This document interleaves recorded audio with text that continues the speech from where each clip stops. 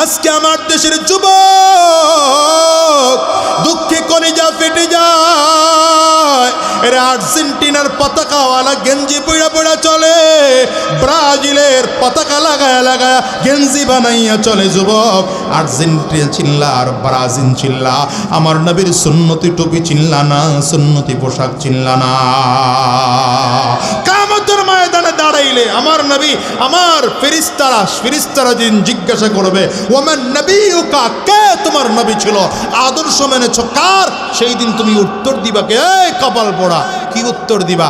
Argentina তো আদর্শ মানছ, Brazil রে আদর্শ মানছ। আজকে রাত্রে বল খেলা গেছে, হ্যাঁ দেখছেন কইসি পরে লাভ দিয়ে উঠছে, হো হো নিয়ে এখন চিন্তাই এটা। সব চিনেছ, কোরআন চিনো নাই, কোরআন চিনো না। এমন এখনকার যুবকেরা, এখনকার ছোট ছোট বাচ্চাগুলো মেসি কারে কয় চিনে না, রোনালদো কারে বলে চিনে না, শাকিব খান কোনটা চিনে না, শাকিল খান কোনটা চিনে না, শাহরুখ খান কোনটা চিনে না। মায়ের কাছ থেকে শুনে শুনে চিনছে, বাবার কাছ থেকে শুনে শুনে চিনছে। কথা বলেন না কেন?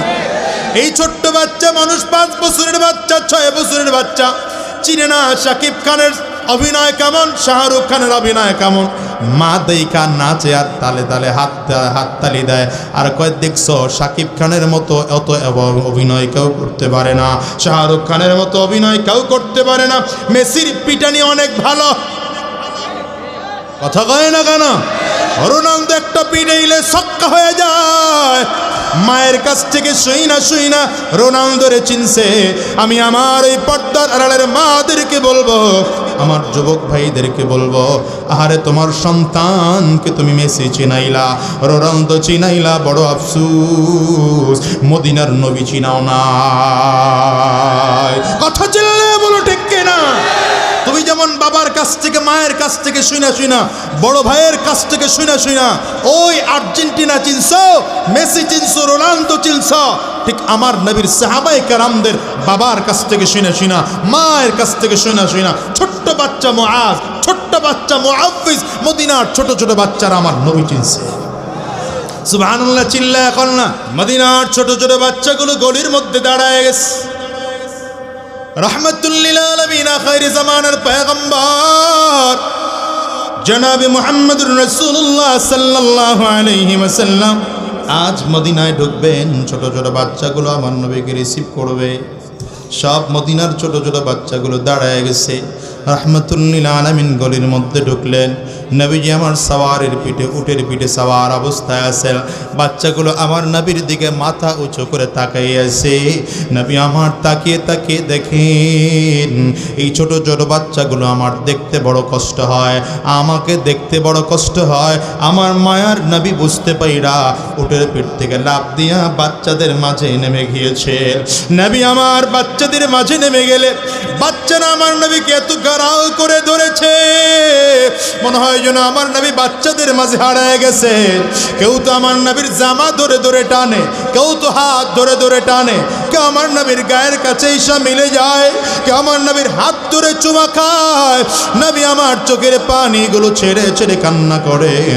বাচ্চাগুলো চমৎকার করে করে আমার নবীর পাশে পাশে ঘুরে আর কয়, বালাল বাদরু আলাইনা মিন সানিয়াতিল ওয়াদা ওয়াজাবা শুকরু আলাইনা মাদআ লিল্লাহি দা তালাআল বাদরু আলাইনা মিন সানিয়াতিল ওয়াদা ওয়াজাবা শুকরু আলাইনা মাদআ লিল্লাহি দা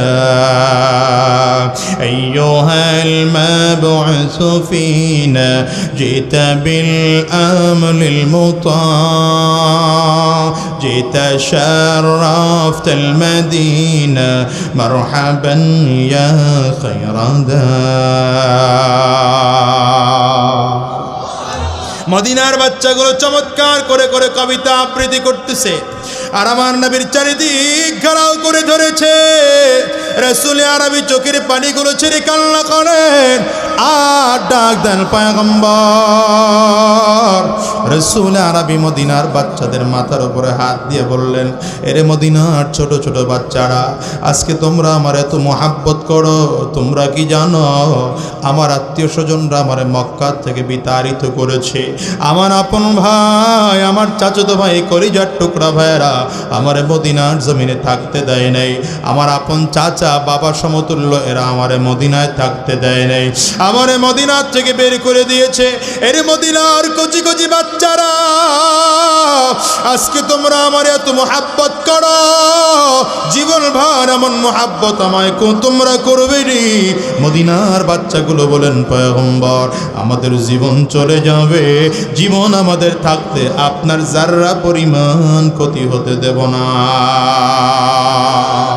সাহারাতে ফুটল রে ফুল রঙিন গোলে লালা, সাহারাতে ফুটল রে ফুল রঙিন গোলে লালা, সেই ফুলের সৌরভে আজ, সেই ফুলের সৌরভে আজ দুনিয়া মাতো আলা, সাহারাতে ফুটল রে ফুল। বলেন না, সাহারাতে ফুটল রে ফুল রঙিন গোলে লালা, সাহারাতে ফুটল রে ফুল রঙিন গোলে লালা।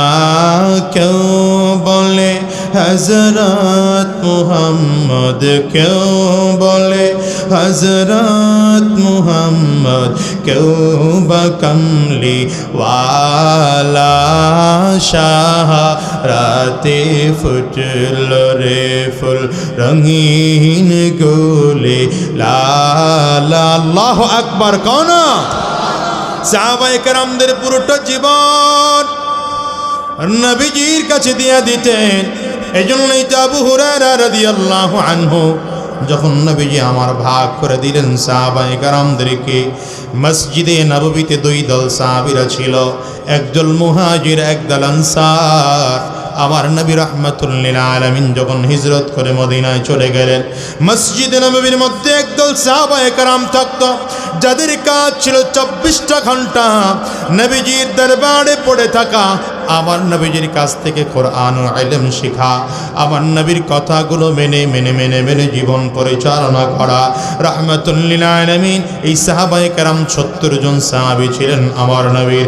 এই 70 জন সাহাবীদেরকে নবী আমার দুইটা ভাগ করে দিলেন। এক ভাগ দিনের বেলা ময়দানে কাজ করতেন, আর এক ভাগ দিনের বেলা আমার নবীর দরবারে পড়ে থাকতেন। সন্ধ্যার পরে দুই দল ফিরে আসলে একদল আর একদল আমার নবী সারাদিন কি পড়েছেন সেগুলো শুনাইতেন। হযরত আবু হুরায়রা রাদিয়াল্লাহু আনহু এক ভাগের মধ্যে পড়ে গেছেন, নবী আমার ভাগ করে দিয়ে বাসায় চলে গেলেন। আবু হুরায়রা রাদিয়াল্লাহু আনহু বলেন, নবীর সাহাবীরা আমারে খানা চাইলে মনে চাইলে দিও, মনটায় না চাইলে না দিও, কিন্তু তারপরও বলি আমি নবীর দরবার ছাড়তে রাজি না। আমারে যদি তোমরা খানা না দাও না কে থাকবো, খানা দিলে খাবো, না দিলে না খাবো, কিন্তু নবীর দরবারে এত মজা। রাহমাতুল লিল আলামিনের দরবারে থাকতে আমার বড় মজাই লাগে, আনন্দ লাগে। নবীজির দরবারে যতক্ষণ থাকি ততক্ষণ আমার কোনো ক্ষুধা লাগে না, ক্ষুধার অনুভূতি হয় না, বরঞ্চ নবীর কাছ থেকে ইলম শিখতে পারলে আমার কলিজা ভরে যায়। আল্লাহু আকবার।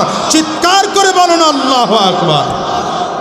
একদিনকার ঘটনা বলি। আবু হুরায়রা রাদিয়াল্লাহু আনহু বলেন, একদিনের বেলা আমি আগের রাতেও কোনো কিছু খাই না, সারা রাত ধরে ক্ষুধার্ত। দিনের বেলায় আমি রাহমাতুল লিল আলামিনের পেছনে ফজরের নামাজ পড়েছি।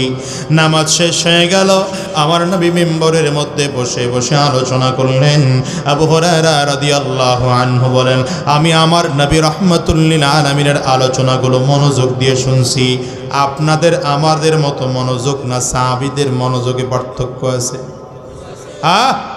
আপনার আমার মনোযোগটা কেমন? হুজুর ওয়াজ শুরু করুক, এরপরে মাহফিলে জামুনে আইতেছে তো আস্তে আস্তে, কথা কয় না? এই যে আজকের মাহফিলেও দেখবেন অনেক মানুষ আছে কয়েক কুয়াকাটা, হুজুর আইতে অনেক দেরি আছে। আর আজাদি শব্দ হয় চেয়ারম্যান মানুষ কি এর আলোচনা করব, কথা কান লাগে। জামুনে আরো পরে জমে নাই, এখনো জমে নাই। নাই নাই নাই, আমাদের আলোচনার ধরন হলো এমন, আমরা শ্রোতাও যেমন বক্তারাও তেমন। এই জন্য বক্তা শুরুতেই বৈশা চিন্তা করে সুর দেব কখন, আর শ্রোতা সুর চিন্তা করে হুজুর এখন ওয়াজ শুরু করে না কেন, মানে যতক্ষণ সুর দেওয়া হয় না ততক্ষণ ওয়াজ হয় না। অথচ সাহাবায়ে কেরাম যদি আমার নবীকে পাইতো, জানেন পরিস্থিতি কেমন ছিল? সাহাবায়ে কেরাম যখন আমার নবীকে পাইতেন আর আমার নবী আলোচনা করতেন, সাহাবায়ে কেরাম চাতক পাখির মতো তাকায় থাকতো। একটা পাখি সাহাবায়ে কেরামদের সিনার উপরে, কাঁধের উপরে বসলে পাখি টের পাইতো না জীবিত কোনো মানুষের উপরে বসছি না মরা কোনো কাঠের উপরে বসছি। আপনার আমার মনোযোগে কত ব্যবধান। আবু হুরায়রা রাদিয়াল্লাহু আনহু কেমন মনোযোগ দিয়ে শুনছেন, নবীজি যা যা বয়ান করছেন হুবহু অক্ষর টু অক্ষর, হরফ টু হরফ, কি কথা বলেন না কেন? প্রত্যেকটা শব্দ বাই শব্দ পৃথিবীর মানুষকে শিখায় গেছেন। পৃথিবীতে যত বড় মুহাদ্দিস হোক, আবু হুরায়রা রাদিয়াল্লাহু আনহুর হাদিস ছাড়া কেউ মুহাদ্দিস হতে পারে নাই। কত মনোযোগ ছিল। আবু হুরায়রা রাদিয়াল্লাহু আনহু বলেন, ফজরের নামাজের পরে বড় মনোযোগ দিয়ে নবীজির আলোচনা শুনলাম। চমৎকার করে আমার নবী আলোচনা করলেন, রাহমাতুল লিল আলামিন আলোচনা করে মসজিদ থেকে বের হয়ে গেলেন। আবু হুরায়রা রাদিয়াল্লাহু আনহু বলেন, আমি মনে মনে চিন্তা করলাম নবী যা যা আলোচনা করেছেন যদি ভুলে যায়, আমি নবীজির সব আলোচনাগুলো একজন সাহাবীরে শোনাইলাম, চিন্তা করে যদি তারপরেও ভুলে যায় আর একজনরে শোনাইলাম, চিন্তা করলাম যদি ভুলে যাই আর একজনরে শোনাইলাম। এভাবে করে একজন একজন করে শোনাইতে শোনাইতে জোহরের আজান মসজিদে দিয়ে দিল। খাওয়া দাওয়ার খবর নাই, নবীর ইলম চর্চায় আছে। কেমন চর্চা মনে করেন? ইসলাম আজকে বাংলাদেশে বসে পাইতেছেন, ভাটার চরের বাজারের কিনারায় বসে আলোচনা শুনতেছেন, কেউ বাধা দেয় না আপনারে। সাহাবায়ে কেরাম এত সহজে আলোচনা পায় নাই। নবী আর আসবে না, আসবে না, নবী আর জমিনে আসবে না। তবে নবীর ওয়ারিস উলামায়ে কেরাম, ইন্নাল উলামা ওয়ারাসাতুল আমবিয়া, উলামায়ে কেরাম নবীদের ওয়ারিস। তবে উলামায়ে কেরামদেরকে নবী কি দিয়ে গেছেন? টাকার পয়সা, ধন সম্পদ, বাড়ি গাড়ি, কথা কয় না কেন? وإنهم لم يورثونا دينارا ولا درهما وإنهم يورثوا العلم। নবী আমার বলেন, উলামায়ে কেরামদেরকে আমার নবী টাকা পয়সা ধন সম্পদ রেখে যান নাই, উলামায়ে কেরামদের জন্য আল্লাহর কোরআনের ইলম ওয়ারাসাত দিয়ে গেছে। এই উলামায়ে কেরাম যখন আলোচনা করবে অত্যন্ত মনোযোগ দিয়ে শুনবে আর মনে মনে চিন্তা করবে, আমরা তো নবীর সাহাবীও হতে পারবো না, আর এই যুগের নবীদেরকেও পাবো না। তবে নবীর ওয়ারিস উলামায়ে কেরামদেরকে সামনে পাইলাম, যা যা আলোচনা করে মনোযোগ দিয়ে শুনে বাড়ি কিছু নিয়ে যাওয়া লাগবে, শুধু সুর শোনার জন্য না।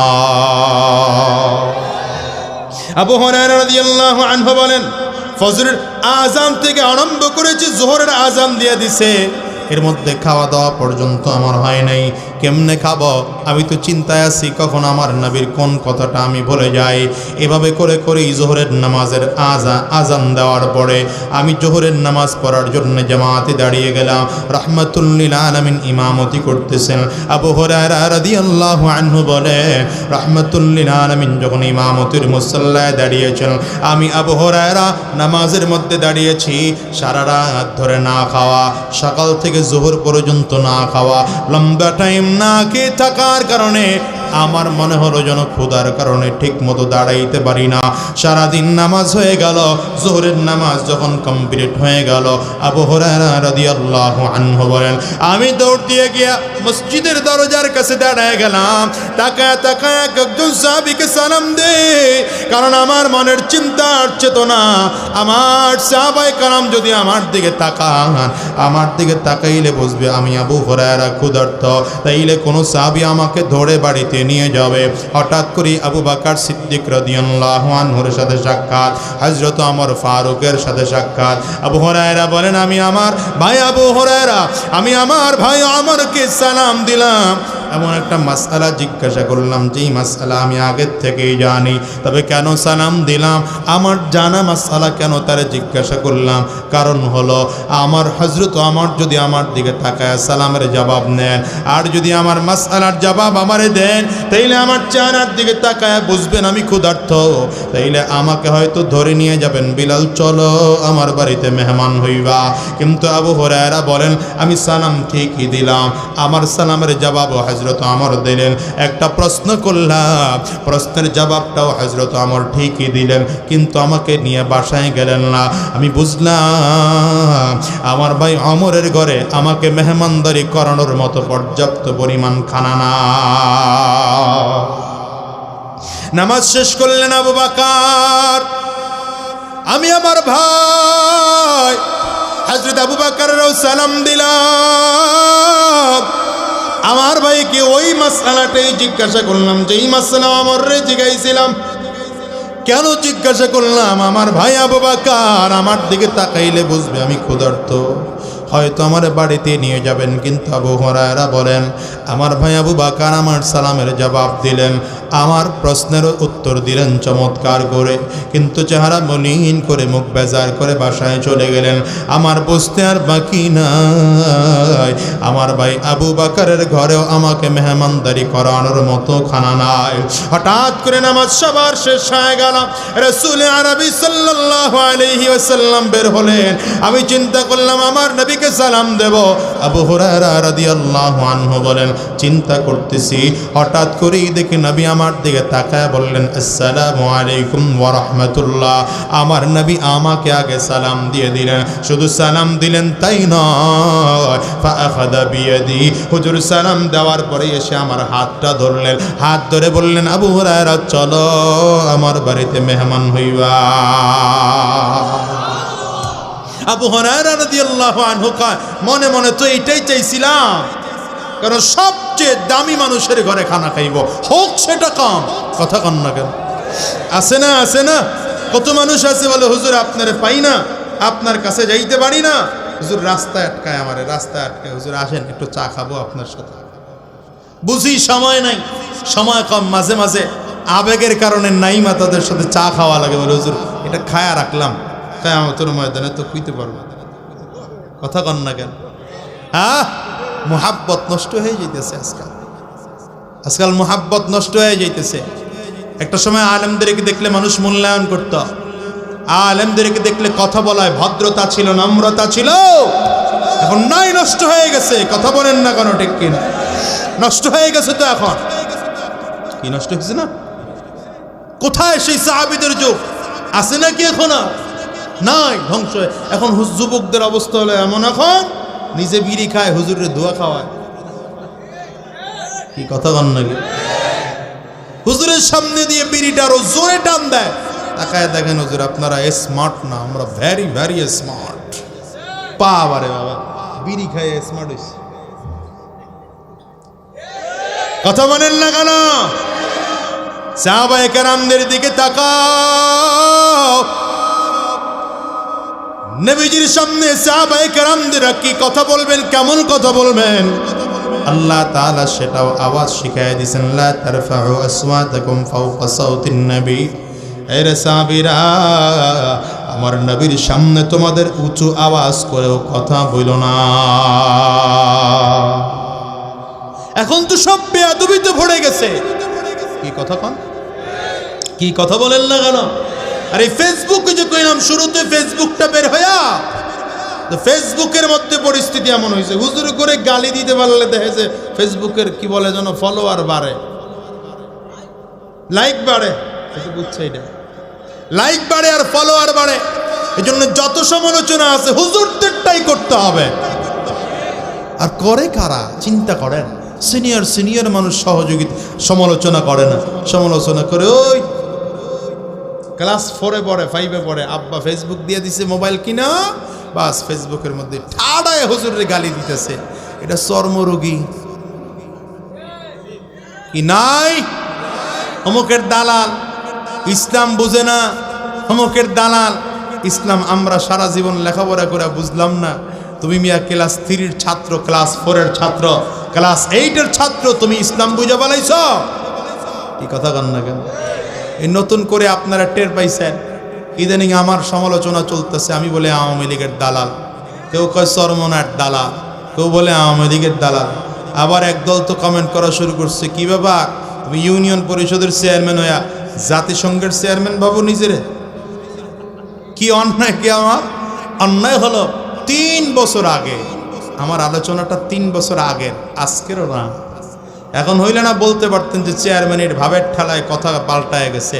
3 বছর আগের কথা, তখন তো আমি চেয়ারম্যান হব যে সেটাও জানতাম না। কি কথা বলেন না? নমিনেশনই তো আমাকে দেওয়া হয়নি তখন। 3 বছর না আরো বেশি হবে, 3-3.5 বছর আগের কথা। আমি ওই চট্টগ্রাম জমিয়তুল ফালা ময়দানে ফাতহে মক্কা নিয়ে আলোচনা করতেছিলাম।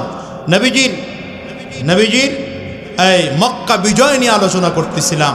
সে আলোচনা করতে গিয়ে বলছিলাম, আমার নবী বলেছিলেন ফাতহে মক্কার দিনে, মক্কা বিজয়ের দিনে রাহমাতুল লিল আলামিন কাবার কপাট ধরে বলেছিলেন, লা তাসরিবা আলাইকুমুল ইয়াউম, আজকের দিনটা কারো জন্য প্রতিশোধ নেওয়ার দিন নয়, আজকের দিনটা ক্ষমা করে দেওয়ার দিন। আমি সেই কথাটার প্রসঙ্গ টেনে বলেছিলাম যে ইসলাম যদি কখনো ক্ষমতায় যায় তাইলে তখনও আমরা কারো প্রতিশোধ নেব না, এমনকি হেফাজতেরও প্রতিশোধ নেব না। ব্যাস আমারে বানায় ফেলাইছে আওয়ামী লীগের দালাল। অথচ এদের ইতিহাসই জানা নাই আমি হেফাজতের ঘরের লোক। আমি হেফাজতের ঘরের লোক মিয়া। আমার ছোট ভাইটা, আমার আপন মেজো ভাই, গুলি খেয়েছে রাবার বুলেট, পুরো বুকটায় রাবার বুলেট দিয়ে ছেয়ে গিয়েছিল। আজও আছে আমার কাছে সেই জানা। আমি নিজেও তো সেদিন উপস্থিত ছিলাম, রাত 12:30 পর্যন্ত সেখানে উপস্থিত ছিলাম। সারাদিন রোজা রেখেছি, আমার সাথে আরো 313 জন রোজা রেখেছিল। শরীর দুর্বল হয়ে থাকার কারণে আমি রাত 12:30টার পরে পাশেই আমার মসজিদ, নারিন্দা বড় মসজিদ, ঢাকার সবচেয়ে পুরনো মসজিদ, সেখানে চলে এসেছিলাম। আমার নেতৃত্বে সেদিন নারিন্দার সমস্ত লোকগুলো, প্রায় 4,500-5 হাজার লোকের মিছিল নিয়ে আমরা পোস্তগুলো অবরোধ করেছিলাম। আজকে আপনি আপন ভাইটাকে পর বানায় ফেললেন, আফসোস লাগে ভাই। আজকে আপনি আমাকে আওয়ামী লীগের দালাল বানাইলেন, আজকে আপনি চর্মলীগ বানাইলেন, আজকে আপনি আমারে বলেন এটা খারাপ হয়ে গেছে। আবার বলতেছেন আমার দলের বড় বড় মুরব্বী নেতাদেরকে কয় এটারে সামলান, এটা অতিরিক্ত কথা কয়। ভাই বলছি কি সেটাও তো বুঝলেন না। সমালোচনা করতেছে কারা? ভালো আলেম বলতাম তাইলেও তো কথা হইতো যে ভালো একজন আলেম সমালোচনা করতেছে, আমার ভুল হলে সেটা শুধরায় নিতাম।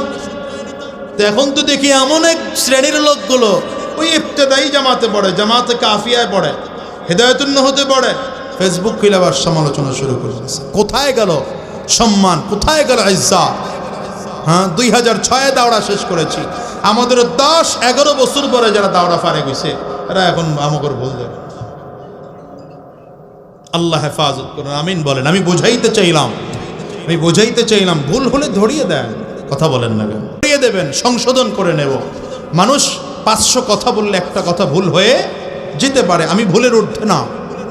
আমি নিজের ভুল নিজে স্বীকার করি, কিন্তু আমার ভুলটা আপনি ধরিয়ে দিতে হবে। তো ভুলটা ধরায় না দিয়া এটারে কাফির বানাইলেন, মুশরিক বানাইলেন, দালাল বানাইলেন, কত কিছু বানাইলেন।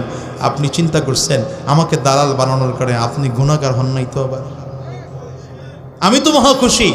আমার যারা সমালোচনা করে আমি তা করে সামনে পাইলে প্রত্যেকের মিষ্টি খাওয়াইতাম, হাদিয়া দিতাম। কেন জানেন? নিজে তাওবা করে গুনাহ মাফ করাইতে পারি না, সেই গুনাহ অটোমেটিক মাফ হইতেছে। যা হোক, কথাটা দুঃখের কারণে বললাম, আপনারা রাগ করছেন না কি? আবার সাহাবায়ে কেরাম আমার নবীর জন্য কত পাগল ছিল।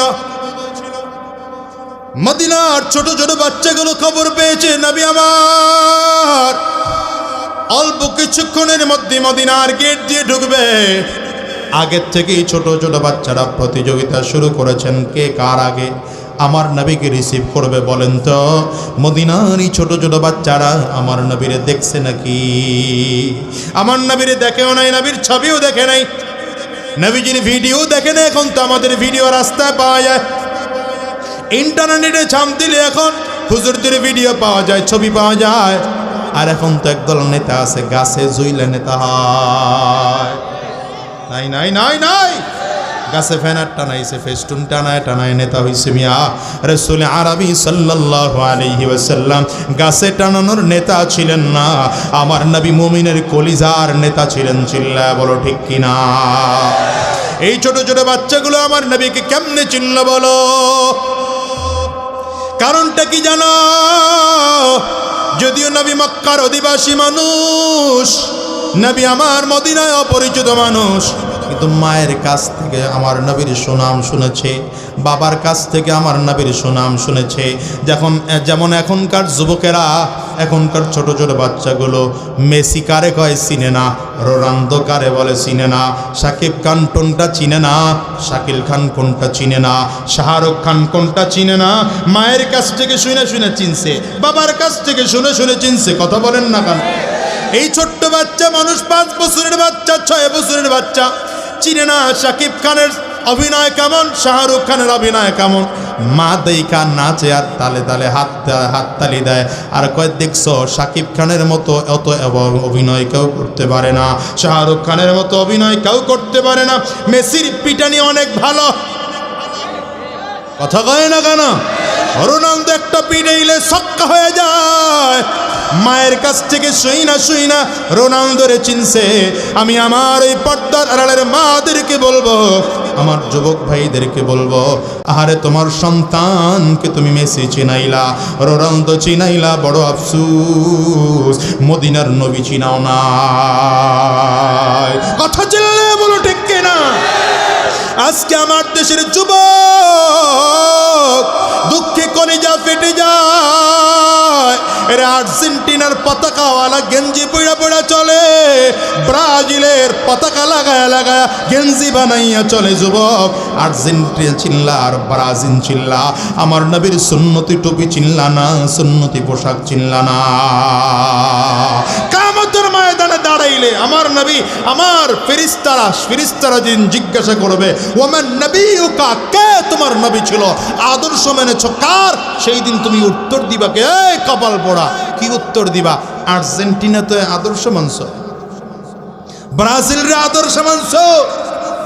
আজকে রাত্রে বলে ফাইনাল খেলা গেছে, হ্যাঁ দেখছেন কইসি পরে লাভ দিয়ে উঠছে, হো নিয়ে এখন চিন্তাই এটা। সব চিনেছ, কোরআন চিনো নাই, কোরআন চিনো না। কথা বলেন না কেন?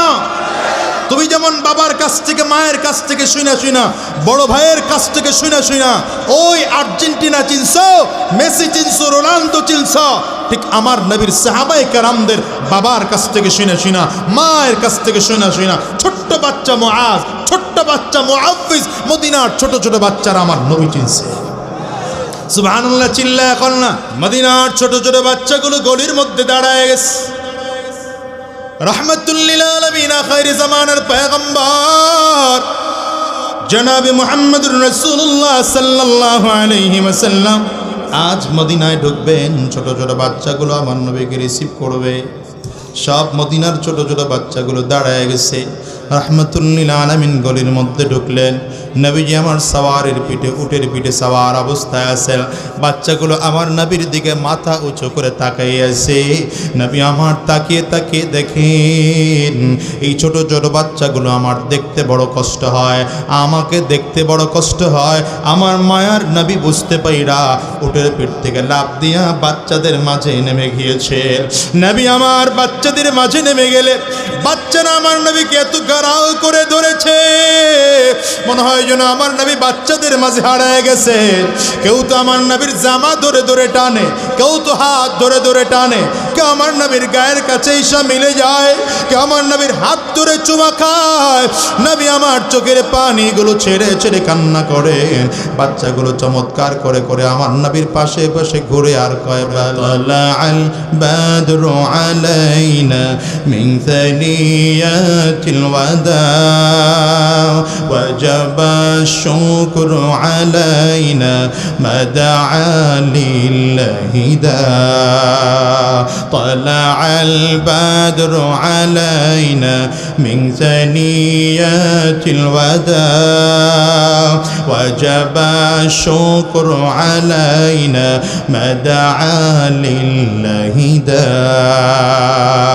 আইয়ুহাল মাবউসু ফিনা জিতা বিল আমলিল মুতা জিতা শাররাফতাল মাদিনা মারহাবান ইয়া খায়রা দা। মদিনার বাচ্চাগুলো চমৎকার করে করে কবিতা আবৃত্তি করতেছে, আর আমার নবীর চারিদিক ঘেরাও করে ধরেছে। রাসূল আরবি চোখের পানিগুলো ছেড়ে কান্না করেন আর ডাক দেন, পয়গম্বর। রাসূল আরবি মদিনার বাচ্চাদের মাথার উপরে হাত দিয়ে বললেন, এরে মদিনার ছোট ছোট বাচ্চারা, আজকে তোমরা আমার এত মোহাব্বত করো, তোমরা কি জানো আমার আত্মীয় স্বজনরা আমার মক্কা থেকে বিতাড়িত করেছে।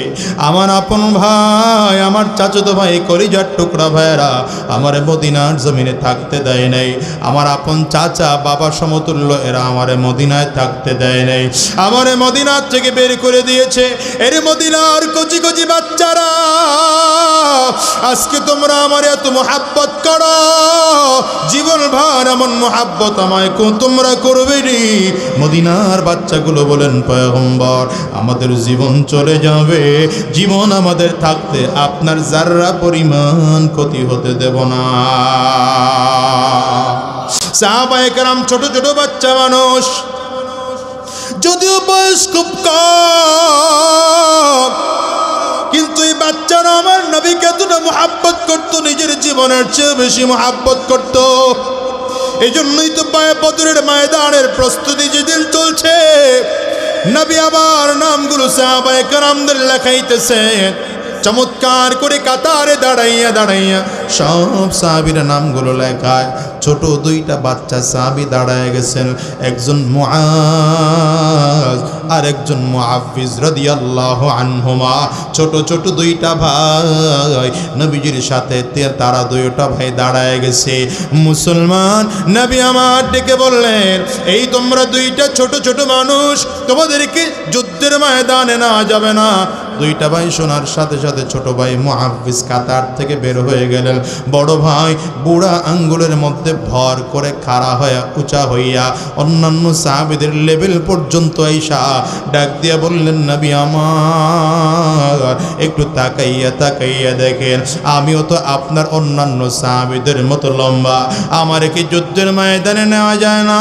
আমারে কি যুদ্ধের ময়দানে নেওয়া যায় না? আমাদের কি মুসলমানদের কাতারে শামিল করে নেওয়া যায় না? আমার কি মুজাহিদ বানাইয়া নেওয়া যায় না? নবী আমার নাম, বড় ভাইয়ের নামটা লেখাইয়া নিলেন। ছোট ভাই নবীজির চারিদিকে ঘুরে আর চোখের পানিগুলো ছেড়ে ছেড়ে কান্না করে, ওগো নবী আমার বড় ভাইয়ের নামটা আপনি যুদ্ধের ময়দানে লেখাইয়া নিলেন, আমার নামটা আপনি যুদ্ধের ময়দানে লেখাইলেন না। আপনার কাছে কি মনে হয় আমার বড় ভাইয়ের চেয়ে আমার শক্তি বুঝি কম? নবী আমার, আপনার যদি বিশ্বাস না হয় আপনি আমার সাথে আমার বড় ভাইয়ের কুস্তি লাগাইয়া দেন, দেখেন না কে জিতে আর কে হারে। নবী আমার চোখের ইশারা করে বললেন, যাও তোমরা দুইটা ভাই কুস্তি লেগে যাও। কুস্তি লাগার অনুমতি পাইয়া ছোট ভাইটা বড় ভাইয়ের দিকে তাকাইয়া চোখের পানিগুলো যেন টল টল টল টল করে ছোট ভাই বড় ভাইয়ের দিকে তাকাইয়া চেহারা দিয়া বুঝাইতে চাই, ইশারা করে বুঝাইতে চাই, ভাই রে তোমার শক্তি অনেক বেশি, আমার শক্তি অনেক কম, এটা তুমিও জানো আমিও জানি। তুমি যদি তোমার শক্তি দিয়ে আমার ধরো আমি পারবো না, তবে যদি একটা কাজ করো, আজকে যদি বাহানা কইরা তুমি হঠাৎ করে নিচে আমার পড়ে যাও, আমি তোমার উপরে ওইটা আমার নবীর দেখাইব, তোমার চেয়ে শক্তি আমার মোটেও কম নয়। ছোট ভাইয়ের কথাগুলো, চোখের ইশারাগুলো বড় ভাই বুঝা ফেলাইছে। হঠাৎ করে ছোট ভাই আইসা বড় ভাইয়ের কলারটা ধরে ফেলেছে। বড় ভাই জমিনের মধ্যে শুয়ে পড়লেন। ছোট ভাই মুআফফিজ রাদিয়াল্লাহু আনহু বড় ভাইয়ের সিনার উপরে চইরা একটা চিৎকার দিয়া ডাক দেয়, নবী আমার একটু তাকায় দেখেন না, আপনার সাহাবী মুআজের চেয়ে মোটো শক্তি আমার কম নয়, আমারও যুদ্ধের ময়দানে নিয়ে যান, আমিও দিনের রাস্তায় যুদ্ধ করব, আমিও কাফিরদের বিরুদ্ধে যুদ্ধ করব। দুইটা ভাইয়ের নাম আমার নবী চমৎকার করে লেখাইয়া নিলেন। বদরের প্রান্তরে আমার নবী চলে গেলেন। বদরের প্রান্তরে যাওয়ার পরে আমার নবী দুইটা ভাইকে নিজের তাঁবুর মধ্যে ডাকলেন, ডেকে বললেন, মুআজ, এরে মুআফফিজ, এত বাহানা করে কেন তোমরা যুদ্ধের ময়দানে আসলা? তোমরা দুইটা ভাই খুব ছোট, তারপরেও কেন যুদ্ধের ময়দানে তোমরা আসলা?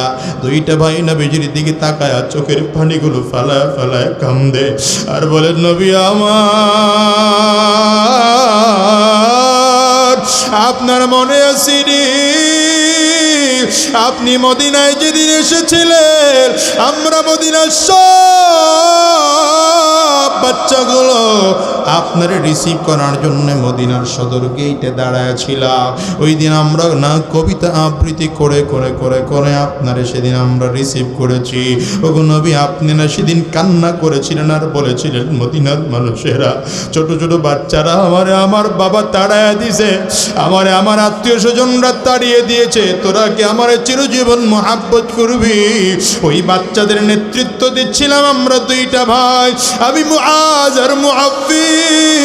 আমরা দুইটা ভাই সেদিন কসম করেছিলাম আমাদের জীবন থাকতে আপনি নবীর যাররা পরিমাণ ক্ষতি হতে দেব না।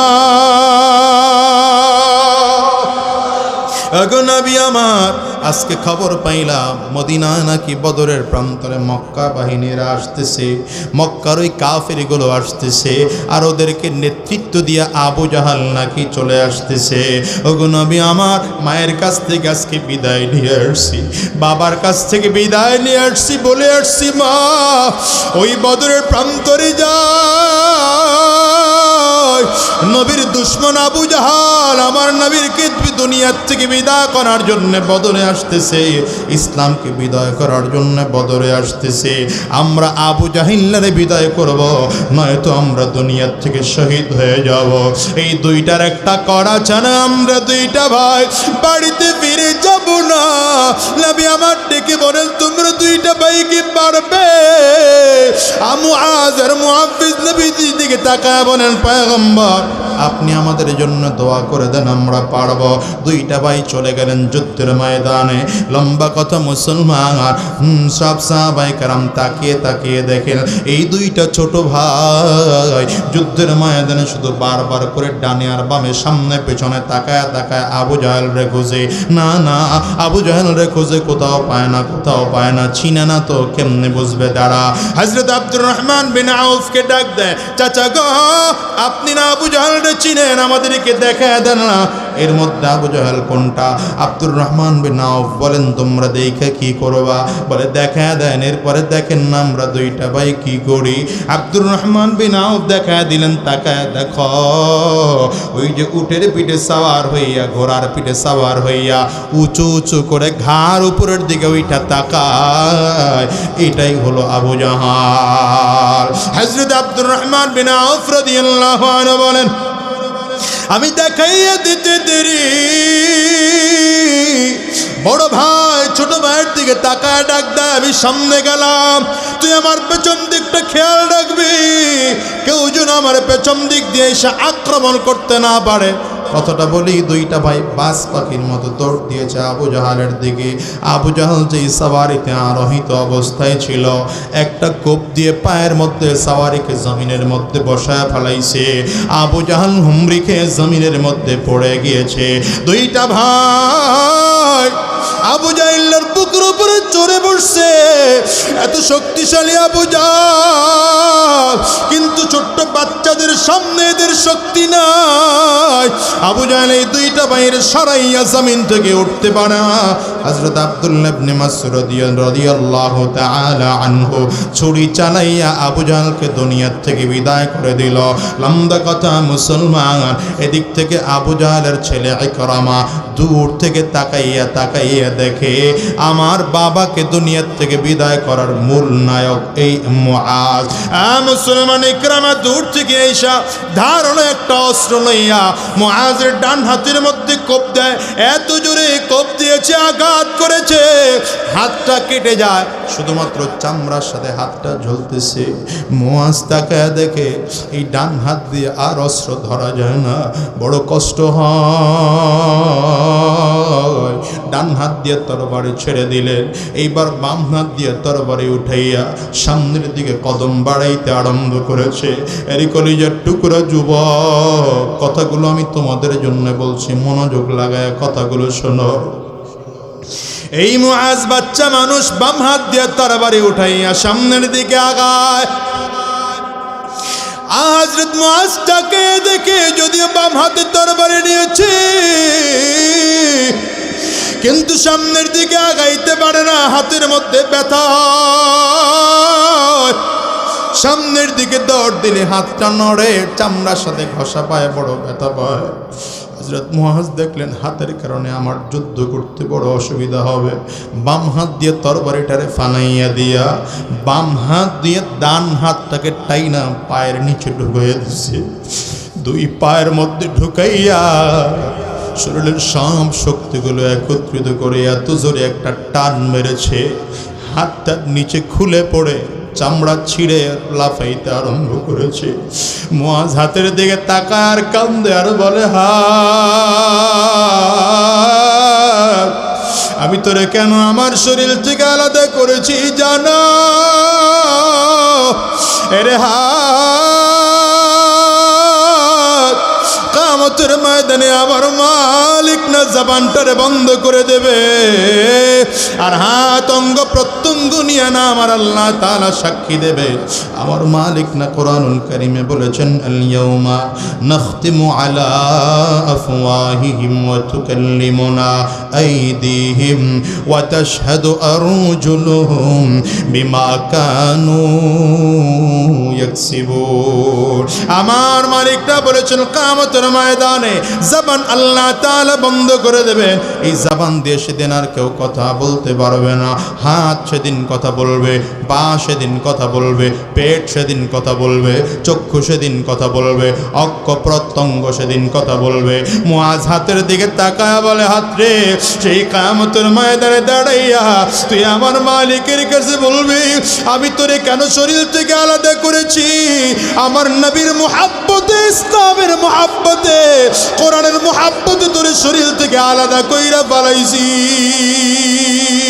এরে ভাটের চরের মুসলমান, আজকে বর্তমান যুগে আমার নবীকে গালি দেওয়ার মতো একদল লোক আছে না নাই?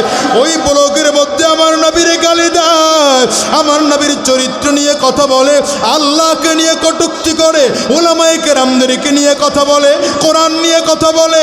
আমি তোমাদের কাছে জানতে চাই, মুহাম্মদুর রাসূলুল্লাহর উম্মত যদি হয়ে থাকো, আমার নবীকে যারা গালি দেবে, আমার নবীকে যারা গালি দেবে, ওদেরকে দুনিয়ার থেকে বিদায় করার আগ পর্যন্ত আমাদের আরামের ঘুম হবে না। চিল্লায় হাত তুলে বলো ঠিক কিনা?